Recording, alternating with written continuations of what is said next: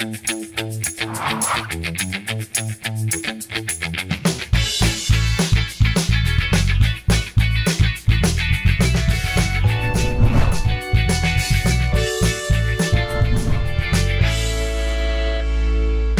দর্শক, আসসালামু আলাইকুম। চ্যানেল আইয়ের পর্দায় স্বাগত জানাচ্ছি। সালাম স্টিল স্ট্রেট কাটের আয়োজনে সাথে আছি দীপ্তি চৌধুরী। 5ই আগস্টের পরে বাংলাদেশে এক নতুন চ্যাপ্টার শুরু হয়েছে এবং এই চ্যাপ্টারে নানা টালমাটাল অবস্থা, অনেক কথা, অনেক সংলাপ, অনেক দ্বিধাদ্বন্দ্ব এবং অনেক মানুষ আসলে এবং অনেকগুলো সংগঠন নতুন করে বাংলাদেশের রাজনীতিতে ভূমিকা রাখতে শুরু করেছেন। এবং এর মধ্যে আজকে আমরা যাকে প্রশ্ন করতে আমন্ত্রণ জানিয়েছি আমাদের মাঝে, তারা ভীষণ পরিচিত হয়ে উঠেছেন এবং বেশ সরব বাংলাদেশের রাজনীতি নিয়ে। ইনকিলাব মঞ্চের মুখপাত্র আমাদের সাথে রয়েছেন জনাব শরীফ ওসমান হাদি। আসসালামু আলাইকুম, স্বাগতম। ওয়ালাইকুম আসসালাম, কেমন আছেন আপা? আমি ভালো আছি, আপনি কেমন আছেন? আলহামদুলিল্লাহ, খুব ভালো। সরাসরি প্রশ্নে যেতে চাই, ইনকিলাব মঞ্চ আসলে কি? এটা কি রাজনৈতিক সংগঠন নাকি সামাজিক সংগঠন নাকি প্রেশার গ্রুপ হিসেবে আপনারা কি কাজ করছেন এবং কিভাবে আসলে এটা শুরু হলো সেটা ছোট্ট করে একটু। প্রথমত হলো ইনকিলাব মঞ্চ হলো, আমরা যেটা বলি যে 24-এর গণ অভ্যুত্থান অনুপ্রাণিত স্বাধীনতা সার্বভৌমত্ব রক্ষায় একটি সাংস্কৃতিক প্ল্যাটফর্ম, যেটা একটা অলমোস্ট একটা প্রেশার গ্রুপ। তবে আমরা অলওয়েজ পলিটিক্যাল ভয়েস দেই, কিন্তু আমরা একটা পলিটিক্যাল প্ল্যাটফর্ম না, এটাকে আমরা সাংস্কৃতিক লড়াই মনে করি। ইনকিলাব মঞ্চে আমরা যারা আছি এরা আমরা 5ই আগস্ট পর্যন্ত অলমোস্ট সবাই একসাথে আন্দোলন করেছি। আমি আমাদের সেক্রেটারি জাবের থেকে শুরু করে সবাই। তো ঠিক, আপনারা কি কোনো রাজনৈতিক দলের সাথে ছিলেন? না, আমরা কোনো রাজনৈতিক দলের সাথে ছিলাম না। বিশেষ করে আমাদের বন্ধু বান্ধব যারা আমাদেরকে চেনে তারা জানে দীর্ঘদিন ধরেই আমরা একটা কালচারাল অ্যাক্টিভিজম গত অনেক দিন ধরে করেছি। যেমন আপনার ধরেন 2022-এও আমরা ঢাকায় সর্বপ্রথম আমাদের এই সার্কেলটা ঢাকায় চাঁদ রাতে ঈদের মিছিল করেছিলাম এবং সেটাই 24-এ পরে আরও দারুণ করে হয়েছে। আর 5ই আগস্টের পরে যেটা মনে হলো যে গণ অভ্যুত্থান যখন হয়ে গেল, আমাদের মনে হচ্ছিল যে এটাকে যে কোনোভাবে ধরে রাখতে হবে, বাঁচিয়ে রাখতে হবে। এবং আমরা একটু হতাশ হয়েছি।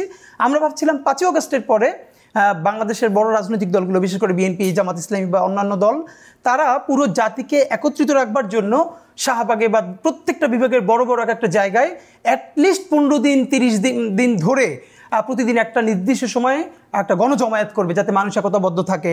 কারণ আমরা বুঝতেই পারছিলাম যে এই 17 বছরের যে দীর্ঘ ফ্যাসিবাদ, এটা তো শুধু আইকনটা চলে গেছে, কিন্তু এর এস্টাবলিশমেন্ট রয়ে গেছে। ভারতীয় যে আধিপত্যবাদ, এটা তো এত ছোট জিনিস না, এত ঠুনকো না।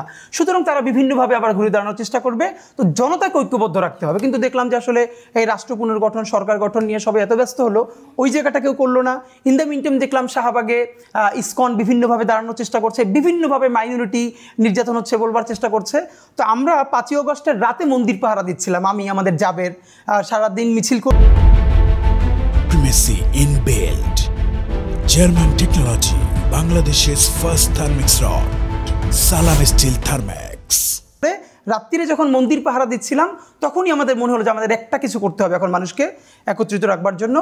এরপরে আমরা 13ই আগস্ট শাহবাগে সর্বপ্রথম হাসিনাকে ফিরিয়ে এনে বিচারের মুখোমুখি করা, গণহত্যাকারী, এই গণহত্যায় যেসব পুলিশ এবং আমলারা অংশগ্রহণ করেছিল তাদেরকে গ্রেফতার, এরকম কয়েকটা দাবি নিয়ে আমরা শাহবাগ প্রথম মোড়ে দাঁড়াই সকালে 11টায়। সেটা 3টা পর্যন্ত আস্তে আস্তে অনেক বড় মানুষের জমায়েত হয় এবং 13ই আগস্ট আমাদের অফিসিয়াল যাত্রা শুরু। আপনাদের আলটিমেট ভিশন আসলে কি?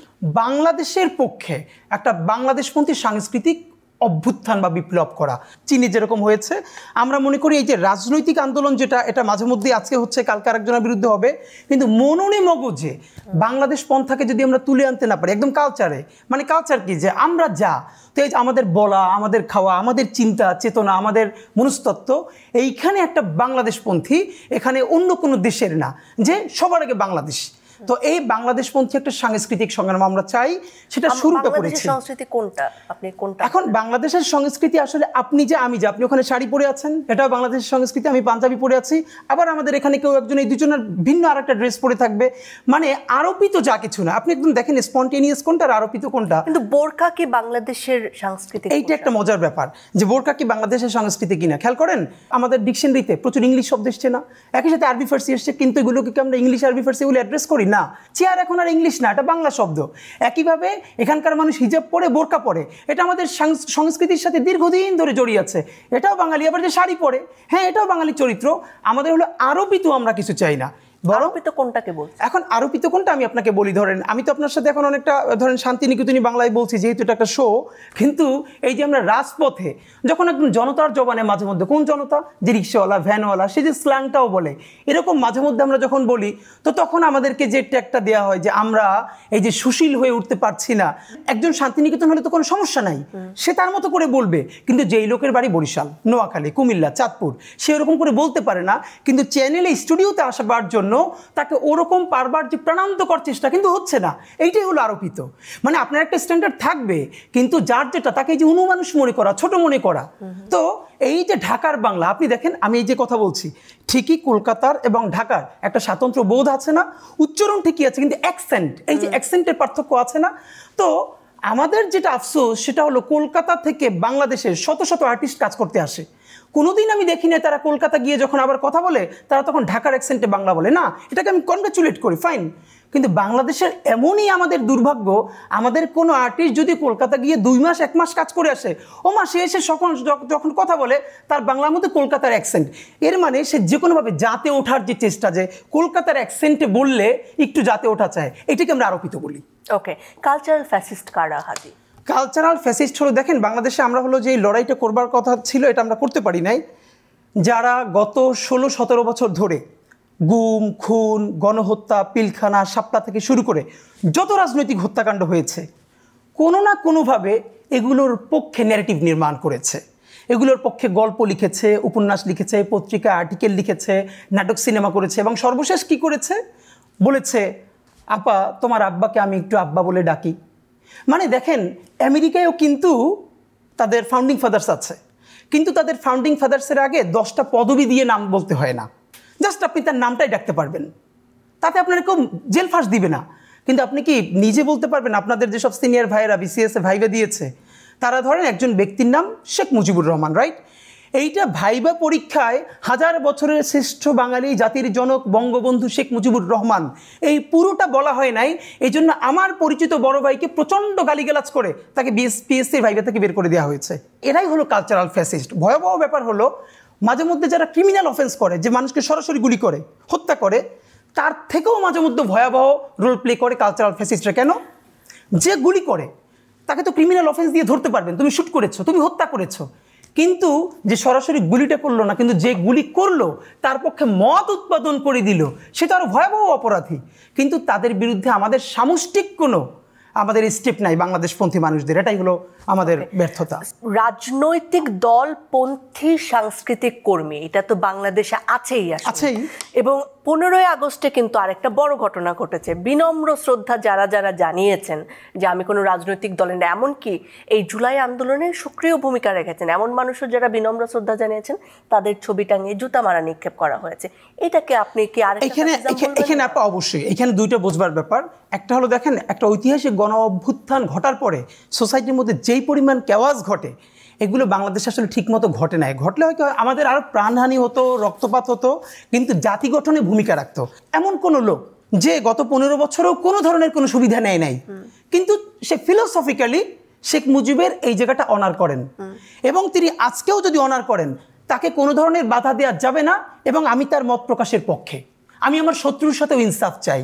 কিন্তু আপনি এই যে মত উৎপাদন করে আপনি মুক্তিযুদ্ধ দেখেন নাই, কিন্তু পদ্মা সেতু দেখেছেন। আপনি ভাবেন কোথায় মুক্তিযুদ্ধ আর কোথায় পদ্মা সেতু? এইভাবে করে যারা ফ্রেমিং করেছে, কি করা হয়েছে? সেই পদ্মা সেতুর বিরুদ্ধে যখন কেউ একটা পোস্ট দিয়েছে তাকে গ্রেপ্তার করা হয়েছে। দেখেন 69-71 পর্যন্ত এই বাংলাদেশ রাষ্ট্রের স্থপতি শেখ মুজিবুর রহমান, এইটা নিয়ে কারো কোনো ডাউট নেই। এই যে আইয়ুব খান কি করেছিল, সে তো প্রচুর ডেভেলপমেন্ট করেছিল, উন্নয়নের গণতন্ত্র, বেসিক ডেমোক্রেসি, কিন্তু সেই তার বিরুদ্ধে আমরা আন্দোলন করে মুক্তিযুদ্ধ করলাম। মাত্র 2 বছরের মধ্যে আপনি সেই গণতন্ত্রকে হত্যা করলেন। বাকশাল কে কায়েম করেছে? সমস্ত পত্রিকাকে বন্ধ করে দিয়েছে। সারা বাংলাদেশে 74-এর দুর্ভিক্ষের গল্প কোথাও নাই কেন? 74-এর দুর্ভিক্ষর গল্পকে গুম করে দেওয়া হয়েছে। কত লক্ষ, 5 লক্ষাধিক মানুষ 74-এর দুর্ভিক্ষে মারা গেছে। আওয়ামী লীগের পান্ডারা সবাই কৃত্রিম মজুত করে তারপর এরকম ক্রাইসিস তৈরি করেছে। হ্যাঁ, স্বাধীনতার স্থপতি শেখ মুজিবুর রহমান, সেই শেখ মুজিবুর রহমানই বাংলাদেশের প্রথম গুমের জনক, যিনি সিরাজ শিকদারকে শুধু গুম করেন নাই, তাকে রাষ্ট্রীয় বাহিনী দিয়ে হত্যা করিয়েছেন। শুধু হত্যাই করেন নাই, তিনি সংসদে গর্ব নিয়ে বলেছেন, কোথায় সিরাজ শিকদার? জাসদের এত নেতা কর্মীদের কারা খুন করেছে, কে হত্যা করেছে, এটা আপনি বলতে পারবেন না। মুশকিলটা হলো আমাদের দেশে দুটো প্রান্তিকতা। একটা হলো এই যে আমি কথা বললাম, তাহলেই আপনি আমাকে বলতে হবে আওয়ামী লীগ আসলে আমাকে হত্যাযোগ্য করে তুলবেন, আর এখন আবার বিনম্র শ্রদ্ধা করলেও তাকে আমরা সবাই ধরবো না। বরং আমরা এই জায়গাটা বলতে চাই, ওই যে ৭১-এ সে মুক্তিযুদ্ধের স্থপতি, এইটা সে বলবে, এইটা কিন্তু এই জন্য তাকে আঘাত করা যাবে না। প্যারালালি সে যে প্রথম গুম করেছে, এবং সর্বপ্রথম এই যে আজকে আমরা বলি না, সবাই খুব ভালো বলে যে হাসিনা তো ৯৬-তে এরকম খারাপ ছিল না, এই যে গত ২টি ইলেকশনে ভোট দেয় নাই। বাংলাদেশে প্রথম ভোট চুরি করেছে শেখ মুজিবুর রহমান, প্রথম ভোটে ব্যাপক হারে কারচুপি। শেখ মুজিবুর রহমানের বিপরীতে যিনি প্রার্থী হয়েছিলেন তাকে গুম করা হয়েছে। এই গল্প কেন আমরা বলবো না?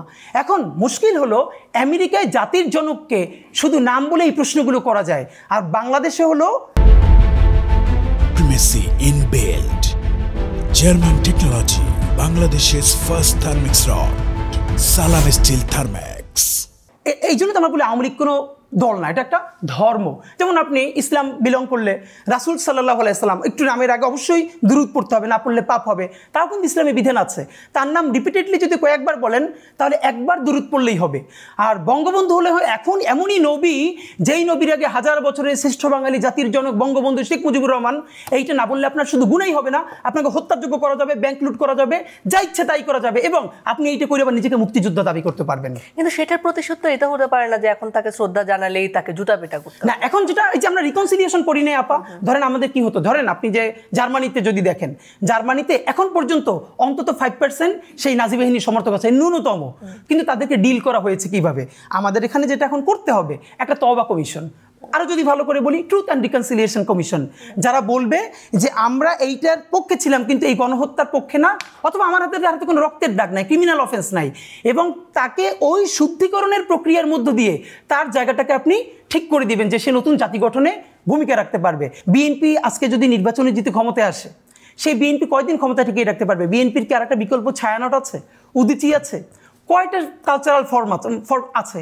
অথচ সংস্কৃতি হলো এমন জিনিস যেটা রাজনীতিকে নির্মাণ করে দেয়। মজার ব্যাপার কি জানেন, কলকাতার বিকল্প এখানে যে ন্যারেটিভ দেয় সেও আর একটা কলকাতার বাইরে এখানে কেউ। আপনাদের সাথে কোন রাজনৈতিক দলের সাংস্কৃতিক ন্যারেটিভ মিলে বলে মনে করেন? একটা দলের সাথেও মিলে না। এই জন্য আমি গতকালকে একটা পোস্ট দিয়েছি যে আমাদের হলো অবস্থানটা এমন যে আমাদেরকে কেউ পুরোপুরি ওন করতে পারে না। গত একটা রাতে পোস্ট দিয়েছি, যখন সেইটা কোনো একটা দলের পক্ষে গেছে হাজার হাজার শেয়ার দিয়েছে, পরের দিন সকালে একটা পোস্ট দিয়েছে আমাদের পেজ থেকে, যখনই সেটার বিপক্ষে গেছে তুমুল গালাগালি শুরু হয়ে গেছে। হাসিনার রাষ্ট্রটাকে এমন বিভাজিত করেছিল, মানুষগুলোকে সব প্রান্তিক করে ফেলা হয়েছে। ডান আরো ডানপন্থী, বাম আরো বামপন্থী, মধ্যম পন্থা বলে কোনো লোক নাই। তো যেহেতু এটা তো এনসিপির কথা, মধ্যম পন্থা না, মধ্যম পন্থার রাজনীতিটা বাংলাদেশে শুরু করেছেন সুন্দর করে শহীদ প্রেসিডেন্ট জিয়াউর রহমান, এবং তার মধ্যে কোনো ইনফিরিয়রিটি কমপ্লেক্স ছিল না। তিনি বাঙালি মুসলমানের সন্তান, এই দাবিকে সাথে রেখেই তারপরে তিনি মধ্যম পন্থায় ছিলেন। ডানপন্থী দলের বিরুদ্ধে না, আমি বামপন্থী দলের বিপক্ষে না, কিন্তু জাতি গঠনে এমন কিছু সেন্ট্রিস্ট মানুষ লাগবে না যারা আপনার যখন ঝগড়াঝাটি হবে, যখন উভয়কে নিয়ে একসাথে একটু চা খেতে পারে। আমরা সবাইকে এরকম হারাই ফেলবো, সবাইকে একটা বলাই নিয়ে যাব, আমরা ওই লড়াইটা করছি। সহযোদ্ধা এনসিপি যারা রাজনৈতিক দল শুরু করেছেন, তাদের নিয়ে আপনার অবজারভেশন কি, কেমন করছে তারা? তাদের যেটা একটা ব্যাপার সেটা হলো, এখানে কেউ আগে মূলধারার পলিটিক্স করে নাই, স্টুডেন্ট লাইফে অ্যাক্টিভিজম করেছে। তো অ্যাক্টিভিজম আর মূলধারার পলিটিক্স নিশ্চয়ই দুটো ভিন্ন জিনিস। বাট শত সমালোচনা সত্ত্বেও আমি বলি যে তাদেরকে সফল হতে হবে। এই সফলতা মানে আগামী আসনে 50টা আসন পেতে হবে সেটা না। সফলতা মানে হলো আগামী 50 বছরের রাজনীতি তারা করবে, এই ভিশন নিয়ে তাদেরকে টিকে থাকতে হবে, অনেস্টির সাথে, ইনসাফের সাথে। যদি তারা টিকে থাকতে পারে, নির্বাচন আগামীবারই না, আর ক্ষমতাই আগামীবারই না, একসময় পুরো দেশ জাতির দায়িত্বও তাদের নেওয়া লাগতে পারে। আর তারা যদি চিন্তা করে যে কোনোভাবে আগামী ইলেকশনেই অনেকগুলো আসন সিকিউর করতে হবে, তাহলে হয়তো হলে হতেও পারে, কিন্তু ইন দ্য লং রান তাদের পলিটিক্যাল ভিশনের জায়গাটা হয়তো নষ্ট হয়ে যাবে। আর এই জুলাই যোদ্ধাদের নামেই যখন চাঁদাবাজির অভিযোগ ওঠে তখন কেমন? এটা তো আমাদের জন্য এর চেয়ে আর কষ্ট নাই, কিন্তু ফ্যাক্ট ইজ এটার মিডিয়া ফ্রেমিংটা কেমন হচ্ছে। একজনে 1000 কোটি টাকা মেরে দিচ্ছে, সেইটা নিয়েও যখন এক্সাক্ট রকম কোনো নিউজ নাই, আরেকজনে মেরেছে ধরেন 1 লাখ টাকা। তা আপনার কিন্তু এটুকুন অন্তত যে 1000 কোটি টাকা আর 1 লাখ টাকা মারার সিগনিফিকেন্স এক না। তো এই জায়গাটাও আমাদেরকে অ্যাড্রেস করতে হবে। এর মানে আবার এই বলি নাই যে তারা টুকটাক চাঁদাবাজি করতে পারবে না, চাঁদাবাজি কেউ করতে পারবে না, কিন্তু এটুকুন ইনসাফ আমরা জানি করি যে যতটুকুন করে তাকে যেন ততটুকুনই ধরি। ওকে, ডক্টর মোহাম্মদ ইউনূসকে রাষ্ট্রপ্রধান হিসেবে বা সরকার প্রধান হিসেবে কত দেবেন? আমি তাকে মার্কসটা দিতে চাই আর কয়েকটা দিন পরে যে জুলাই সনদের খসড়া এসেছে, এই জুলাই সনদটা তিনি কোন প্রক্রিয়ায় বাস্তবায়ন করে যেতে পারেন এইটার উপরে আমি ফিডব্যাক দিতে চাই। যদি তিনি এটা পরবর্তী কোনো সরকারের উপরে দায় গুছিয়ে দিয়ে যান যে পরবর্তী কোনো পার্লামেন্ট এসে এটাকে ঠিক করে নিবে, তাহলে উনি 0 পাবেন, জাস্ট আ বিগ 0। কারণ যদি উনি পরবর্তী সংসদের কাছেই দিয়ে যান তাহলে তো বিএনপিরও 31 দফা ছিল রাষ্ট্র সংস্কার নিয়ে, এবং সেটার মধ্যে অনেক ভালো প্রস্তাবনা ছিল। তাহলে আমরা 3 মাসের মধ্যেই নির্বাচন দিয়ে দিতাম, আমরা সেই নির্বাচনের পথে যেতাম। তাহলে সেটা আমরা কেন করলাম না? আমরা চাইলাম কোনো রাজনৈতিক দলকেই, যেহেতু আমরা অত বিশ্বাস করতে পারছি না, এই সরকারি ন্যূনতম একটা মৌলিক সংস্কার এমনভাবে করে যাবে যাতে রাজনৈতিক দলগুলো করতে বাধ্য হয় সেটা মানতে। তো এই জুলাই সনদের আইনি বাধ্যবাধকতা লাগবে।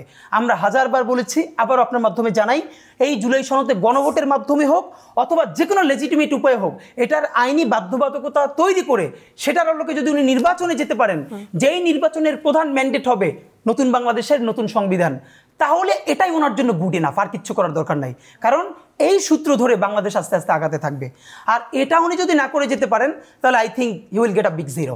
আপনি কি মনে করেন ফেব্রুয়ারিতে নির্বাচন হবে? হ্যাঁ, আমি এখন পর্যন্ত আশাবাদী ফেব্রুয়ারিতে নির্বাচন এনসিপি তো বলছে সংস্কার বিচার ছাড়া নির্বাচন হবে না, জামাত বলছে পিআর পদ্ধতি হতে হবে, কিন্তু এটা কি মনে হচ্ছে হবে? এখানে দুইটা ব্যাপার বলি। জামাতের ক্ষেত্রে যেটা আমার মনে হয়েছে, আমার ধারণা জামাত নিজেও হোমওয়ার্ক করেছে যে বাংলাদেশের বর্তমান আর্থসামাজিক বাস্তবতায় পিআর ফিজিবল না। কিন্তু আমরা তো বলেছি উচ্চকক্ষে পিআর লাগবে, যেহেতু সংসদের দুটো হাউস হবে, আপার হাউসে অবশ্যই পিআর লাগবে, তবে নিম্নকক্ষে পিআরটা এখন অনেক ধরনের রিস্ক আছে। তা আমার এমনও হতে পারে যে যেহেতু উচ্চকক্ষে যে পিআর, এইটা বিএনপি নোট অফ ডিসেন্ট দিয়েছে, মানে এখন পর্যন্ত বিএনপি মানে নাই, সে বলেছে আপাতত মানলাম, কিন্তু সে পার্লামেন্টে গিয়ে না মানলে আপনি তাকে ধরতে পারবেন না। কিন্তু অন্যান্য সব দলই চাচ্ছে অ্যাটলিস্ট উচ্চকক্ষে পিআর। তো আমি যেহেতু তাদের সাথে কথা হয় না, বাট আমি বুঝতে পারি এটুকুন হয়তো হতে পারে যে অ্যাটলিস্ট বিএনপিকে নোট অফ ডিসেন্ট ছাড়াই ওইটা রাজি করানোর এটা একটা পলিটিক্স হতে পারে। I am not sure. এইখানে এনসিপির একটা, আমি আপনার মাধ্যমে তাদেরকে বলতে চাই, তারা যেভাবে কথাটা বলছেন এতে মনে হচ্ছে তাদের মূল কনসার্ন ভোটটা ফেব্রুয়ারিতে হতে পারবে না, কিন্তু এর সাথে তারা মানে স্ট্রেসটা দিচ্ছে ফেব্রুয়ারিতে ভোট হবে না। মানে কি ভাই, আমি তো ভোট ডিসেম্বরেও রাজি। আমাদের স্ট্রেস হলো বিচার এবং সংস্কার। এই বিচার আর সংস্কার যদি আগামী 2 মাসের মধ্যেও করতে পারেন তাহলে আপনি পরের মাসে নির্বাচন করে ফেলেন। কিন্তু সেই বিচার আর সংস্কার না করে আপনি যে মাসেই নির্বাচন দেন, এই নির্বাচন কোনো অর্থবহ নির্বাচন হবে না। যেহেতু প্রফেসর ইউনূস বলেছেন এটা ইতিহাসের শ্রেষ্ঠ নির্বাচন করতে চান, ঈদের আমেজের মতো নির্বাচন করতে চান, তাহলে আপনি বলেন যদি নতুন কিছু না থাকে নির্বাচনে, তাহলে মানুষ কিভাবে ঈদের উদযাপন করবে এই নির্বাচনে? সুতরাং আমাদের জায়গাটা হলো ফেব্রুয়ারিতে না, বরং ডিসেম্বরেও নির্বাচন করা সম্ভব। তবে এই নির্বাচনের ম্যান্ডেট থাকতে হবে যে এই নির্বাচনে যারা জিতে আসবে তারা বাংলাদেশের মানুষকে পার্লামেন্টে নতুন সংবিধান দিবে জুলাই সনদের আলোকে। ওকে, উপদেষ্টা পরিষদ নিয়ে একটুখানি কথা বলতে চাই। ডক্টর মোহাম্মদ ইউনূসকে নিয়ে যেমন সবার একেবারে ঐক্যমত ছিল যে উনি সরকার প্রধান হতে পারেন, কিন্তু উপদেষ্টা পরিষদ তো আর আমাদের কাউকে জিজ্ঞেস করে, আমাদের বলতে আমি জনগণকে বোঝাচ্ছি, জনগণের ম্যান্ডেট নিয়ে তো হয়নি, এটা মোটামুটি একক ইচ্ছাতেই হয়েছে, বা কাদের ইচ্ছাতে হয়েছে সেটাও আমাদের কাছে পরিষ্কার না। উপদেষ্টা পরিষদের সক্ষমতা কিংবা তাদের যে কাজ করার দক্ষতা, সেটা নিয়ে কি মনে হয়? না, উপদেষ্টা পরিষদে তো অনেকে এখানে ইন্টার্ন করতে আসছে, এটা হলো প্রথম কথা। আর দ্বিতীয়ত হলো মানে এটা আমরা তো বলি যে গণ এনজিও তন্ত্রী সরকার আর কি, এমন প্যাটার্ন হয়েছে। এখন এখানে পলিটিক্যাল পার্টিগুলোর আপনি যেটা ঠিক অ্যাড্রেস করেছিলেন যে আমাদের মানে যে জনগণের এই কনসেন্টটা তো আর তখন নেওয়ার মতো সুযোগও ছিল না, হয়ও নাই। কিন্তু এই পুরো উপদেষ্টা পরিষদ গঠনে কিন্তু বাংলাদেশের প্রত্যেকটা রাজনৈতিক দল কানেক্টেড। কিন্তু রাজনৈতিক দলের ইদানিং একটা মজা আছে, তারা করে কি, এইখানে প্রত্যেক উপদেষ্টা বিভিন্ন ঘরানা থেকে স্ট্রিক্ট থেকে কিন্তু নেওয়া হয়েছে, বিভিন্ন অ্যাম্বাসির সুপারিশও নেওয়া হয়েছে, রাজনৈতিক দলের সুপারিশও নেওয়া হয়েছে, মানে তাদের ন্যূনতম কনফিডেন্স আছে। তো তারাও কিন্তু এখন ওই আধা সরকার, ধরেন বাংলাদেশের যে রাজনৈতিক দলগুলো বড়, তারাও কিন্তু অঘোষিত আধা সরকার। আপনি লোকাল পর্যায়ে গিয়ে দেখেন, কিন্তু তারা এটা ক্লেম করতে পারতেছেন যে আমরা তো সরকারে নাই। এইটা হলো তাদের মজার জায়গা। তো একটা ব্যাপার হলো যে এই সরকারের যা কিছু ভালো টুকটাক, এইটা যেরকম সবার অর্জন, এই সরকারের সমস্ত ব্যর্থতার দায় কিন্তু পলিটিক্যাল পার্টিগুলোকে নিতে হবে। এবং আরেকটা ব্যাপার, রাজনৈতিক দলগুলোকে কেউ অ্যাড্রেস করে না, শুধু এই সরকারকেই যে ধরে। সরকারকে তো আমরা ধরবই, কিন্তু এই সরকারের লেজিটিমেট বডি কারা? রাজনৈতিক দলগুলোই তো। তো রাজনৈতিক দলগুলো এখন পর্যন্ত সরকারকে একমাত্র নির্বাচন ছাড়া, বলেন তো বাংলাদেশের কয়টা রাজনৈতিক দল জুলাই সনদের ব্যাপারে চূড়ান্ত চাপ দিয়েছে সরকারকে? বরং আমরা তো এরকম শুনি যে বাইরে বসে তারা সরকারের প্রচুর সমালোচনা করে, ভিতরে গিয়ে বসলে কেউ গিয়ে বলে আমাদের ওই মন্ত্রণালয়ের সচিবটা লাগবে, আমাদের অমুক ইউনিভার্সিটির ভিসি লাগবে। তো এই দ্বিচারিতাও তো বন্ধ করা দরকার। এই জন্য আমরা প্রফেসর ইউনূসকে বলেছিলাম আপনি যদি না পারেন কুইট করেন, তার আগে একটা প্রেস মিট করে বলেন যে কোন কোন রাজনৈতিক দল আপনার কাছে পিছনে পিছনে কি চায়, এটাও দরকার। কোনো ধরনের অভিজ্ঞতা ছাড়া যে জুলাইয়ে যারা রাজপথে ছিলেন সেই তরুণদেরকে উপদেষ্টা বানানো কি খুব দরকার ছিল? আমাদের চে গুয়েভারাও তো বিপ্লবী, কিন্তু তিনি তো সরকার সরাসরি থাকতে চাননি। আপনার কি মনে হয় এই থাকাটা আমাদের জন্য ভালো হয়েছে? এখানে আপনার দুইটা ব্যাপার, একটা হলো যে আমরা তো আসলে চূড়ান্ত অর্থে চে গুয়েভারা বিপ্লবটা করতে পেরেছিলেন, আমরা তো কোনো বিপ্লবটা করতে পারি নাই। বিপ্লব করলে একটা বিপ্লবী সরকারই হতো, তো হয়েছে তো গণ অভ্যুত্থান। এখন গণ অভ্যুত্থানের ফসলও তো ঘরে তুলতে পারেন। এখানে আমি পার্সোনালি শপথের আগে আমি বলেছিলাম যে আমার জায়গা থেকে আমি বলেছি যে ছাত্ররা সরাসরি উপদেষ্টা না হয়ে বরং এটার এমন একটা ফরমেশন করা যায় কিনা তারা ক্যাবিনেটেরই একটা লেজিটিমেট বডি থাকবে, তাদেরকে ওয়াচডগ হিসাবে প্রেসার গ্রুপ, এবং না তাদেরকে ওই লেজিটিমেসি, ধরেন ইনকিলাব মঞ্চ একটা প্রেসার গ্রুপ, বাট আমরা কিন্তু লেজিটিমেট বডি না ক্যাবিনেটের, আমরা কিন্তু ক্যাবিনেটে কে কি করছে আমরা দেখতে পারি না, শ্যাডো করতে পারছে তারা। এক্স্যাক্টলি এইটা করা দরকার ছিল, কিন্তু যেহেতু ওই সময় খুব কম ছিল সবাই মিলে এটা করেছে, বাট এটা করলে আমার মনে হয় সবচেয়ে বেশি ভালো হতো। ওকে, আপনারা যে এত কড়া কড়া কথা বলেন, জনগণের মনে অনেক বড় প্রশ্ন যে আপনাদের পেছনের শক্তি আসলে কি? আপনারা কি শিবিরের সেকেন্ড হ্যান্ড, নাকি আসলে এনসিপিরই আরেকটা নাম? কি আসলে আপনাদের শক্তি কি? প্রথম হলো আমরা আসলে যা তাই, আমাদের ব্যাপারে সব থেকে সোজা হলো আমাদেরকে রিড করতে এক্সট্রা কোনো ইফোর্ট দিতে হয় না, মানে আমাদের ভিতর আর বাইরের ভিন্ন কিছু নাই, আমরা যা ফিল করি তা বলি, অথবা যা বলি তাই ফিল করি। যখনই আমাদের কোনো পোস্ট বিএনপির পক্ষে যায় তখন বলে বিএনপির বি টিম, কখনো জামাতের বি টিম, কখনো এনসিপির বি টিম। আমরা এক্স্যাক্টলি টিমটা বাংলাদেশের বি টিম। যদি বাংলাদেশ পন্থা বাংলাদেশে কিছু থেকে থাকে, Primacy in build. German technology. Bangladesh's first thermix rod. Salam Steel Thermex. আর সেটার বি টিম আমরা। আর স্বাধীনতা সার্বভৌমত্বের পক্ষে যতগুলো রাজনৈতিক দল আছে তারা যতক্ষণ আধিপত্যবাদের বিপক্ষে থাকবে, স্বাধীনতা সার্বভৌমত্বের পক্ষে থাকবে, ততক্ষণ তাদের এক হাত ধরে রেখেই আমরা সমালোচনা করি। আর যারা তখন বাংলাদেশের স্বাধীনতা সংগ্রামের বিপক্ষে যাবে তখন আমরা তাদের তুমুল সমালোচনা করবো এবং প্রতিরোধ করে তুলবো। আর ফাঁকে আপনাকে একটা বলে দিই, আমাদের শক্তি কি? বাংলাদেশে সম্ভবত আমরা একটা নজির স্থাপন করেছি গত 1 বছরে। আমরা তো ধরেন হিসেব করে দেখেছি যে গত 1 বছরে এই যে রাজপথে প্রোগ্রাম করে কমপক্ষে 10 লাখ টাকার প্রোগ্রাম করেছি, আমরা হিসেব করে দেখেছি। আমাদেরকে 20 টাকা থেকে শুরু করে 20,000 টাকা মানুষ কন্ট্রিবিউট করে প্রোগ্রামে। আমরা প্রত্যেকটা প্রোগ্রামের পরে আমাদের ব্যাংক স্টেটমেন্ট, বিকাশ, প্রত্যেকটা স্টেটমেন্ট আমরা পাবলিক করে দিয়েছি। এটা বাংলাদেশের আর কোনো রাজনৈতিক দল অথবা প্রেসার গ্রুপ পেরেছে কিনা আমরা জানি না। আমরা এখন পর্যন্ত যত প্রোগ্রাম করেছি এর 70 থেকে 80% ফাইন্যান্সিয়াল সাপোর্ট আমরা প্রবাসী ভাই বোনদের কাছ থেকে পেয়েছি। প্রবাসীরা তার দেশটারে কি পরিমাণ ভালোবাসে, কিন্তু আমরা তাদের কোনো ফিডব্যাক দিতে পারি না। নির্বাচন করবেন? নির্বাচন করব, হ্যাঁ। ঢাকা 8 মানে শাহবাগ, তবে অবশ্যই সেটা স্বতন্ত্র করব। আমি উইন করব কি করব না এটা নিয়ে আমাদের হেডেক নেই।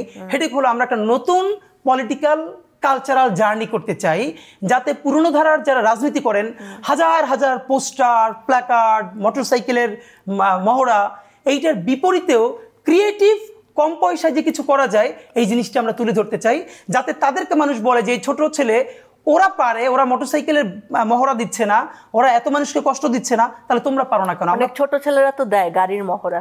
হ্যাঁ, এবং সেটা আমরা সমালোচনা করেছি। অনেকে বলে না জুলাই আমাদেরকে কি দিয়েছে? ন্যূনতম যেটা দিয়েছে সেটা হলো প্রশ্ন করার শক্তি এবং অধিকার। এই যে কাউকে দেখেন, ডক্টর ইউনূসকেও আপনি একদম একটা মাইক লাগিয়ে শাহবাগে গিয়া ইচ্ছা মতো গালিগালাজ করতে পারবেন, দেখেন আপনারা কেউ গ্রেপ্তার করতে পারে কিনা। আমরা এটার থেকে চাই এই সংস্কৃতিটা ন্যূনতম, যে প্রশ্ন করার কারণে যেন আর কেউ গুম না হয়। জুলাই যে বৈপ্লবিক পরিবর্তনের আশা আমরা করেছিলাম সেটা নাকি সুযোগ হাতছাড়া হয়ে গেছে, আপনি মনে করেন? না, আমি মনে করি সেটা না, কারণ বিপ্লব একটা দীর্ঘস্থায়ী ব্যাপার। বিপ্লবের জন্য দীর্ঘ প্রস্তুতি দরকার হয়, আমাদের সেই চূড়ান্ত প্রস্তুতি ছিল না। আমি বরং মনে করি আমরা এখন বিপ্লবের মধ্যে আছি, তার চূড়ান্ত ফসল হয়তো আগামী 10 বছর 20 বছর অথবা যে কোনো এক সময় আমরা পাবোই। আমরা বিপ্লবের প্রস্তুতি নিচ্ছি, তবে যে কোনো বিপ্লবকে সফল করবার জন্য একটা সূচনা বিন্দু দরকার। জুলাই হলো আমাদের সেই সূচনা বিন্দু, যেখান থেকে অনুপ্রাণিত হয়ে আমরা ভবিষ্যতে একটা বিপ্লবী বাংলাদেশ গড়তে আকাঙ্ক্ষা পাবো। সরকারি আসলে বিভিন্ন সময় যারা আন্দোলনকারী রয়েছেন তাদেরকে অরাজকতার বাহিনী বলে অভিহিত করেছেন এবং মব বলেও অনেক সময় বলেন, যে আপনারাও কি মব? আসলে মব বলতে এক্স্যাক্টলি যে একাডেমিক সংজ্ঞা, এই যে পকেট মার্কে মানুষ পিটিয়ে মেরে ফেলছে, মব। যে কোনো মানুষ, এটা তো এগুলো তো সবই মব। হ্যাঁ, তো এইটা কি বাংলাদেশে এই জুলাইয়ের পরে শুরু হয়েছে নাকি গত 50-100 বছর ধরে মানুষ মারতেছে? শাহবাগের মতো নিকৃষ্টতম মব মুক্তিযুদ্ধের পরে বাংলাদেশে হয় নাই, কিন্তু সেটা হয়ে গেল আন্দোলন। কিন্তু কেউ যখন অল্প কিছু মানুষ নিয়ে দাঁড়াচ্ছে যার সাথে রাষ্ট্রের পৃষ্ঠপোষকতা নাই, এইটাকে মব বলে ইংলিশে একটা কায়দা করা যাচ্ছে। কিন্তু যখন রাষ্ট্র 3 স্তরের নিরাপত্তা দিয়ে বিদেশি অ্যাম্বাসির টাকায় বিরিয়ানি খাইয়ে মানুষের ফাঁসি দিচ্ছে, জুডিশিয়াল কিলিং করছে, এটার নাম আর জুডিশিয়াল কিলিংও হচ্ছে না, মবও হচ্ছে না, এটা হলো আন্দোলন। তো এই জায়গাটাও তো আমাদেরকে অ্যাড্রেস করতে হবে। আচ্ছা, ঢাকা বিশ্ববিদ্যালয়ে যারা আসলে যুদ্ধাপরাধের দায়ে ফাঁসিতে মৃত্যুবরণ করেছেন এরকম অনেক নেতার ছবি যখন টাঙানো হলো, সেটা নিয়ে আসলে আপনি কি বলবেন? এখানে আমার দুটো ব্যাপার, এই আলোচনাটার উত্তর শিবিরের জন্য দেওয়া সব থেকে জরুরি, কারণ এটা তো ঢাবি শিবির করেছে। তো এই ব্যাপারটা তো ক্লিয়ার যে তাদেরকে জুডিশিয়াল কিলিং করা হয়েছে বিচারের নামে, স্কাইপি সংলাপ ফাঁস থেকে শুরু করে এরপর বিচারপতিরা নিজে যখন বলছে, এবং আপনি দেখবেন যে ডক্টর জাফরুল্লাহ চৌধুরী, যিনি মুক্তিযুদ্ধের বড় একজন সংগঠক, তিনি পর্যন্ত বলেছেন যে এই কাদের মোল্লা সেই কাদের মোল্লা নয়। এর মানে এটা তো জুডিশিয়াল কিলিং হয়েছে। আমি বরং এখানে যে জিনিসটা প্রত্যাশা করেছিলাম সেইটা মিস হয়ে গেছে। সেটা হলো শিবির যদি এখানে তাদের দর্জনার পোস্টার দিয়ে থাকে কি তারা জুডিশিয়াল কিলিং এর শিকার হয়েছে, তাহলে এর বিপরীতে যারা আছে, ওখানে যারা বাম সংগঠন গেছে, তাদের উচিত ছিল তারা যে স্বাধীনতা সংগ্রামের বিপক্ষে ছিল, তারা যদি মানুষকে হত্যা করে থাকে তার তো হাজারটা ডকুমেন্টেশন থাকার কথা। আপনারা তার উল্টো পাশে সেই পোস্টারও লাগাই দেন। আমরা এই সহাবস্থানটা দেখতে চাই। ওরা টিএসসিতে করেছে, আপনারা রাজু ভাস্কর্যে করেন, আপনারা তার চেয়ে বড় এক্সিবিশন করেন যে দেখেন এই লোকগুলো তখন হত্যা করেছে, তার প্রমাণ আছে। এই যে এক পাশে বলা হচ্ছে সে জুডিশিয়াল কিলিং এর শিকার, তার পাশে বলা হচ্ছে না তারাও হত্যার সাথে জড়িত ছিল। এই যে একটা জায়গা, এই জায়গাটা তো আমরা বিশ্ববিদ্যালয়ে দেখতে চাই, কিন্তু সেটা না করে আপনিও যদি সেটার উপরে আরেকটা মব করেন, মানে সেই ছবি সব খুলে ফেলতে চান, মারতে চান, তাহলে মবের বিরুদ্ধে মব করে আপনি আসলে কি কায়েম করবেন? এটা হলো আমাদের জায়গা। আদি ভাই, শেষ প্রশ্ন, বাংলাদেশের ভবিষ্যৎ কেমন দেখছেন? খুবই উজ্জ্বল একটা বাংলাদেশ দেখতে পাচ্ছি, যেখানে 16 বছর বিনিয়োগ করে অ্যাপলিটিক্যাল জেনজি তৈরি করা হয়েছিল। সেই অ্যাপলিটিক্যাল জেনজিরাই সব থেকে যখন পলিটিক্যাল হয়ে বাংলাদেশকে ফ্যাসিবাদ থেকে মুক্ত করেছে, ইনশাল্লাহ আমার মনে হয় তারা ইউনিভার্সিটি কলেজে যাক, পড়াশোনা করুক, কিন্তু তারা চূড়ান্তভাবে ঘরে ফিরবে না। আবার যদি কোনো আধিপত্যবাদ অথবা ফ্যাসিস্ট সরকার বাংলাদেশের উপরে আসে, তারা আবার প্রতিরোধ গড়ে তুলবে, এবং এই স্পিরিট নিয়েই আগামী একটা কোনো সময় আমরা বৈষম্য বিরোধী একটা ইনসাফ ভিত্তিক কল্যাণ রাষ্ট্র অবশ্যই ইনশাল্লাহ কায়েম করতে পারবো।